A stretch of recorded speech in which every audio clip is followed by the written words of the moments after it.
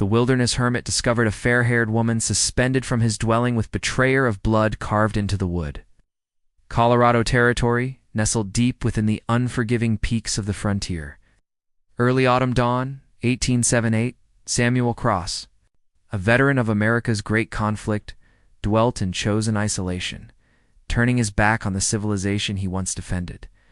His spouse and offspring had fallen to wayward bullets years past, and their remembrance lived within him not as agony, but as specters that influenced each silent moment of his existence. He had found sanctuary in this deserted fort, converted to shelter, concealed among evergreens and stone, escaping both humanity and remorse during a frigid sunrise. Samuel stirred to an unusual form silhouetted against his dwelling's roofline, motionless in the dim early radiance. He emerged, dried needles crackling beneath hardened leather soles, and witnessed her, a golden-haired woman suspended lifeless from the roof's central beam. Limbs swaying, tresses brushing the charred words burned into the entrance beneath.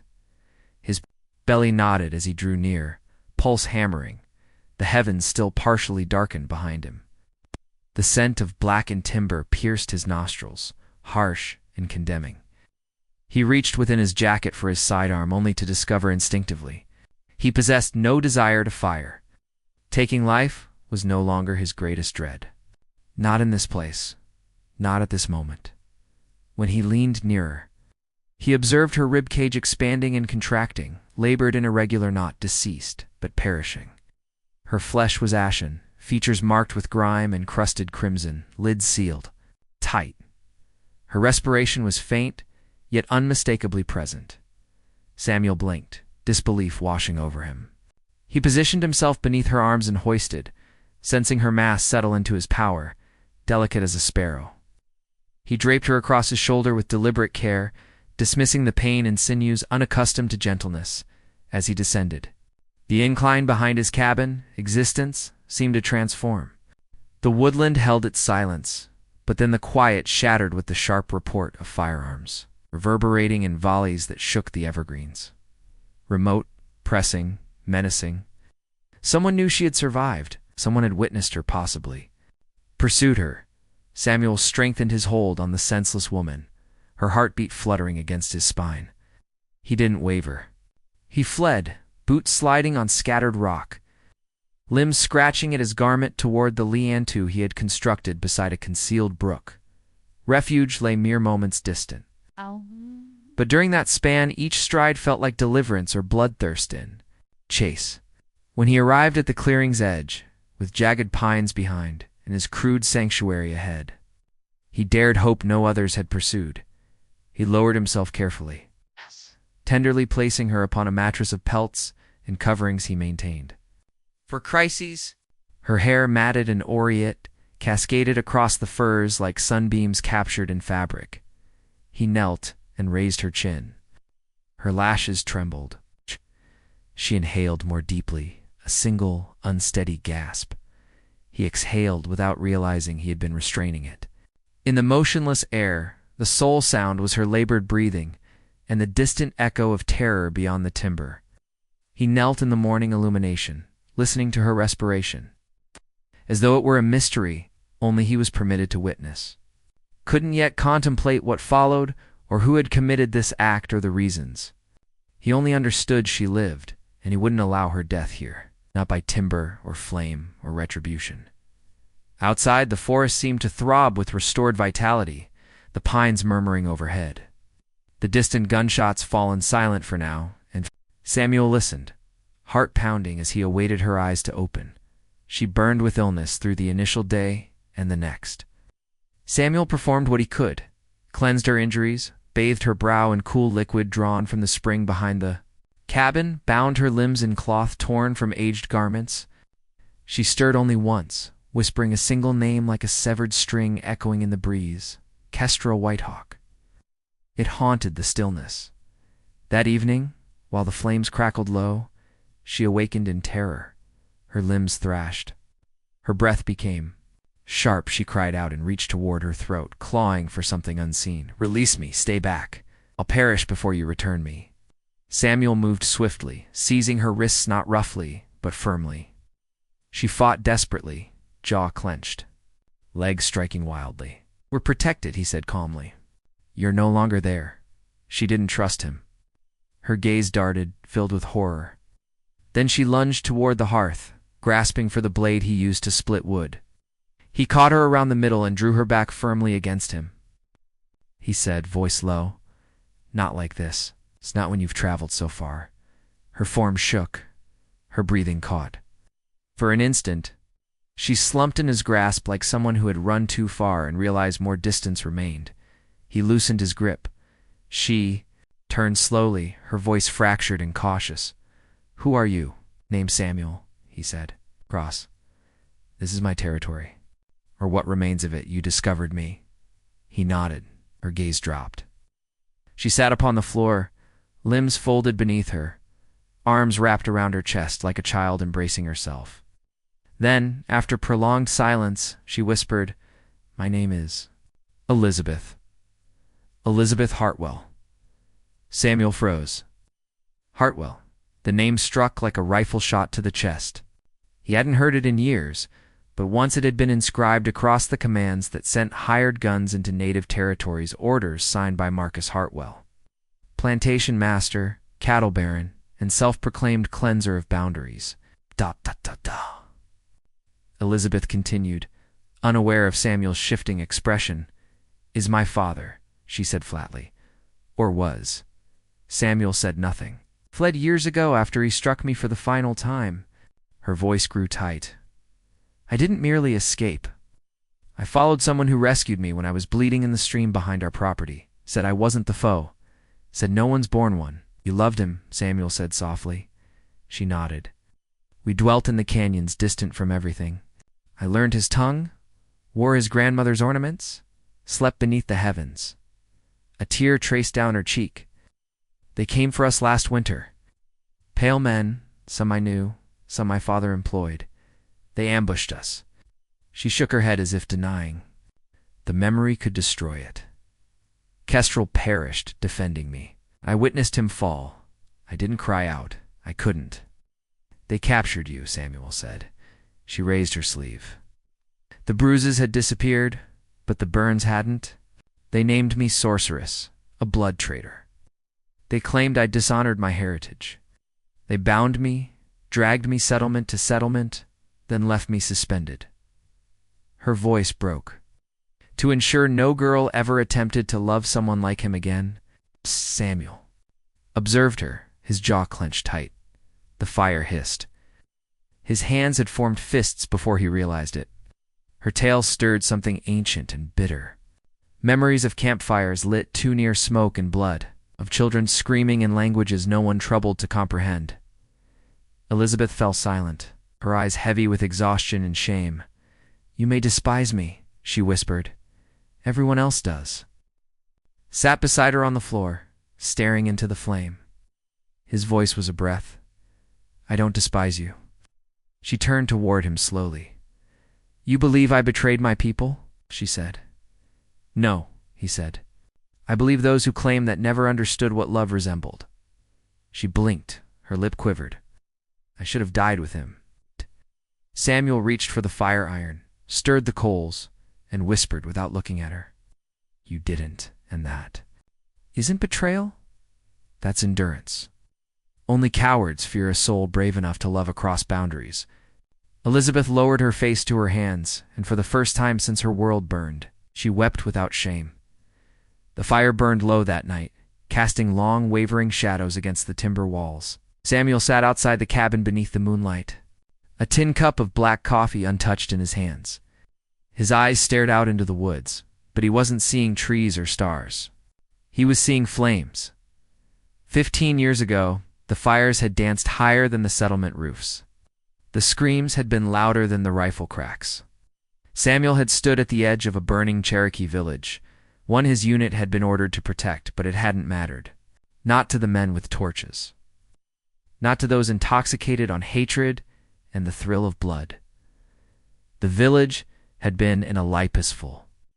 Women and children mostly, but they were too close to the Hartwell ranch, and whispers of mingling were enough, too. "Bring the fires," he had returned once the dust settled, seeking survivors. Instead, he had found his wife collapsed by the riverbank, struck by an errant shot, his daughter lifeless beside her, caught in the frenzy. They had been visiting, bringing medicine to a healer friend. Wrong place, wrong time, wrong skin color, perhaps? No one ever explained. The man who led that purge, who signed the map and named the targets, had been Jeremiah Blackwood, the same fanatic who had once declared mixed bloods and sympathizers must be eliminated. The same man whose hatred needed no justification, just a match and a reason. Samuel had buried his family with his own hands. Then he had vanished into the mountains, vowing never to draw a weapon again, never to stand with one faction over another, never again to be part of any conflict until now. Inside the cabin, Elizabeth slept fitfully. She had curled up in the far corner, wrapped in wool and silence. Her fever had broken, but not the nightmares. That morning, she had found his old rifle beneath the floorboards. She'd brought it to him, confused and cold-eyed. "This belongs to you." He nodded, the triggers missing. He had removed it the day he buried his daughter, left the metal buried beside her, a vow no bullet could rewrite. "I don't fire anymore," he said. She stared at him. "Not even if they return for me?" He said nothing. She didn't argue, just handed him the useless rifle and walked away, shoulders heavy with all the battles she wasn't prepared to fight. That afternoon, Samuel began rebuilding the old shelter deeper in the woods, a half-ruined hunter's lodge he had abandoned long ago. He mended the roof, cleared the overgrowth, and replaced the shattered door. He laid down new blankets, rebuilt the fire pit with his bare hands. Not because she asked, but because it gave her space, because it gave her dignity. When she found it the next morning, she stood silently in the doorway, staring at the small garden he had begun. Rows of potato shoots, sprigs of sage, wild onions. Healing would not come quickly, but it would come. Elizabeth turned to him, eyes wide and moist. "You built this for me?" He nodded once. "I never requested it. You didn't need to." For a long moment she said nothing. Then she stepped into the hut, sat on the edge of the bedding, and stared at the soil outside like it held the bones of her. Past, he watched her shoulders tremble, and then, soundless and slow, she began to weep. Not the wild sobs of grief, but the aching, quiet release of someone who hadn't allowed herself to mourn since death first knocked. Samuel didn't speak. He didn't move closer. He let her be. This wasn't about being rescued. It was about surviving. Together, but alone when needed. The forest whispered around them. And for the first time in years, the man who thought he had nothing left to give gave something more lasting than bullets. He gave her shelter. He gave her peace. And in return, she gave him the first tears of trust. The wind carried more than pine needles that morning. It carried voices, low, distant, angry. Rumors spread fast through towns like Millfield. But lies traveled faster, and by noon that day, they reached the ears of men who had always been looking for an excuse to cleanse the land with blood. Blood. Traitors still breathing, Jeremiah Blackwood sat in a smoky saloon to town south, with his boots on the table and a bottle in hand when the whisper reached him. A rider from the foothills had seen something, a flash of blonde hair near the old station, a stranger moving through the woods. Blackwood stood slow, his hand twitched near his belt, where the old revolver hung. "You certain?" he asked. "The rider?" Nodded. "A mountain man's hiding her. One of your old boys said he saw the tracks. Woman's prints, small, recent." Blackwood's grin was full of old hate. "She's a ghost. Should have burned her the first time. Let's finish it proper." By nightfall, he had 6 riders saddled. No badges, just men who hated silence and mixed bloodlines. Meanwhile, up in the hills, a knock sounded at Samuel's door. He opened it, hand behind the frame. A local trader stood nervously on the step, hat in hand. "I don't want no trouble, Cross," he said, "but you ought to know. There's a bounty quiet, one posted in coins and cattle. A blood trader's head brings it in real clean." Samuel said nothing. The trader looked down, ashamed.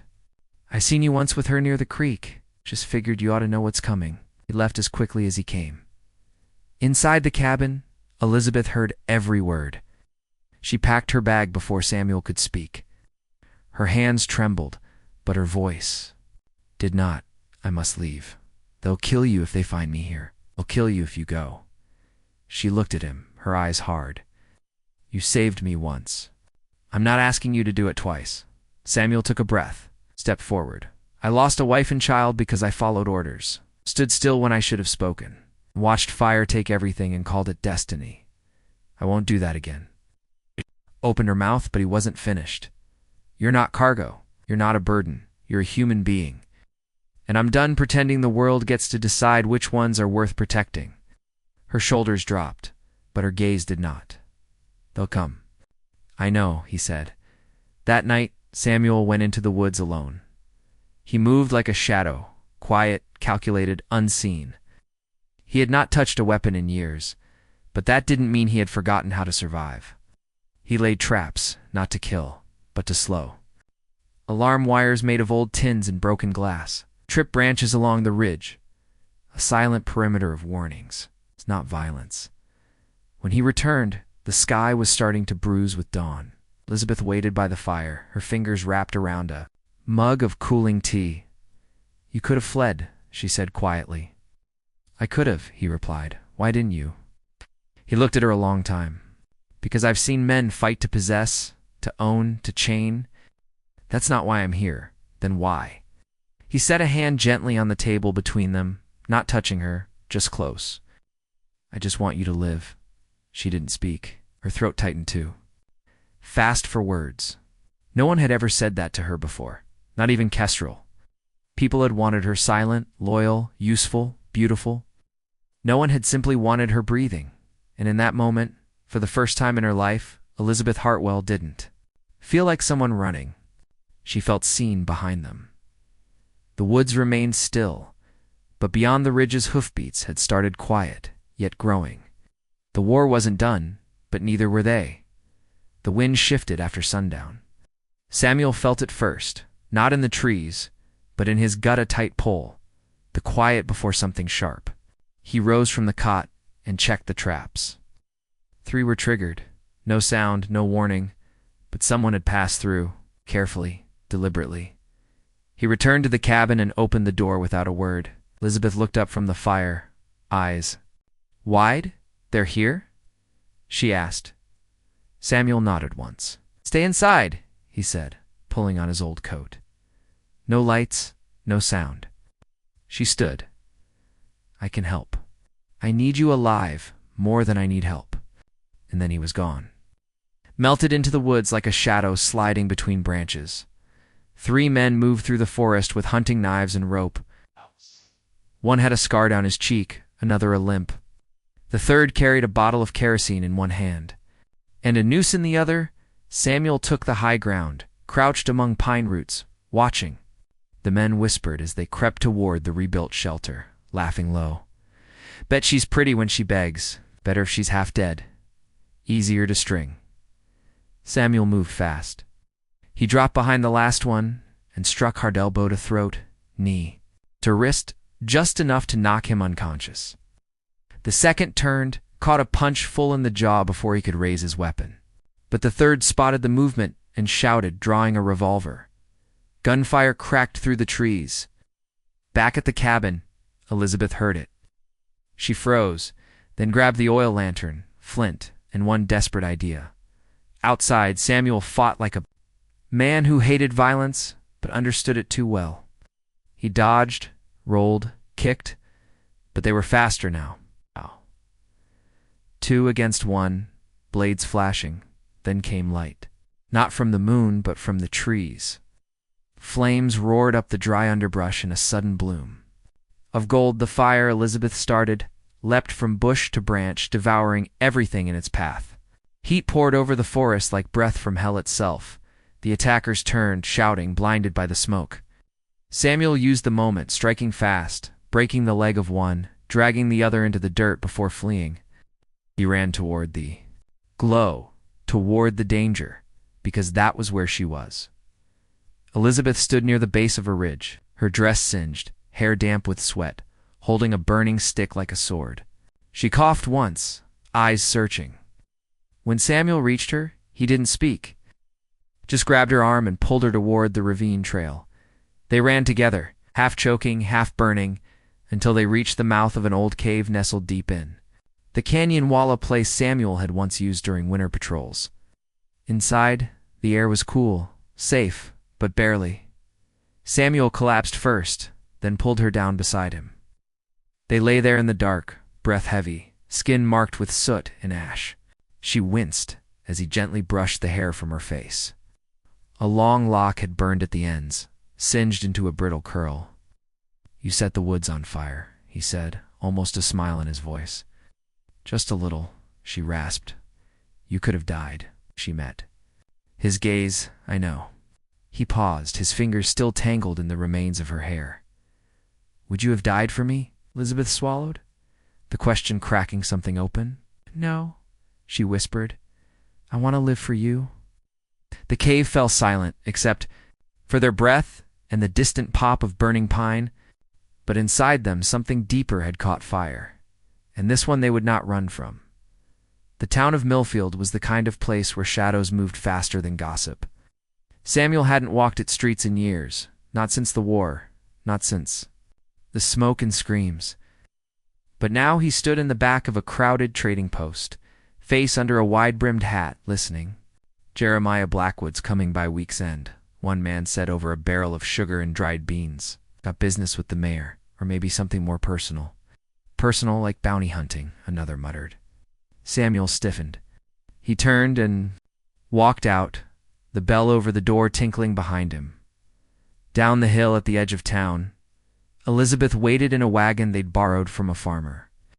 Her hood was drawn low, but her eyes scanned every rider, every glint of silver on a belt. When Samuel approached, she spoke without looking. "Did you hear his name?" "Yes." "Then it's him." She reached into her satchel and pulled out the scorched piece of tanned leather, half-burned, blackened at the corners. It had been nailed to the door of the old signal post when Samuel found her strung up,